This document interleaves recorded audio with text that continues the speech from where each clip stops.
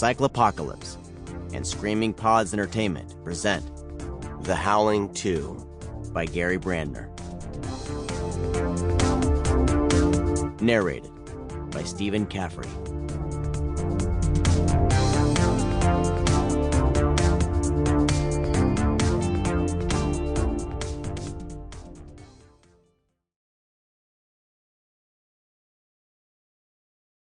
Prologue. Los Angeles, UPI. A fire of undetermined origin swept through a narrow valley in the Tehachapi Mountains north of Los Angeles yesterday, virtually wiping out the tiny village of Drago. Firefighters from Los Angeles and Ventura counties brought the blaze under control early this morning and had it extinguished before it could threaten any of the neighboring communities. As yet, there has been no reported contact with any of the residents of Drago. Authorities refused to make an estimate on the number of casualties as crews were still sifting through the ashes for victims. The only known survivors at this hour are Mrs. Karyn Beatty and a friend, Christopher Halloran, both of Los Angeles. Mrs. Beatty's husband was missing and believed to have perished in the fire.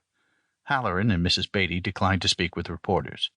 According to the U.S. Forest Ranger Phil Henry, the final death toll may never be known. Since Drago was not an incorporated town, no accurate records were kept of its population. It is estimated that between 100 and 200 people live there.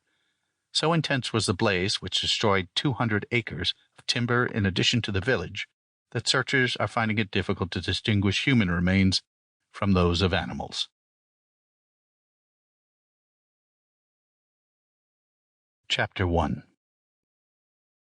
Karyn knelt on the moist grass and worked with her fingers in the dirt around the roots of the rose bush. There were no flowers on the bush, and there should have been. Karyn felt she was somehow responsible.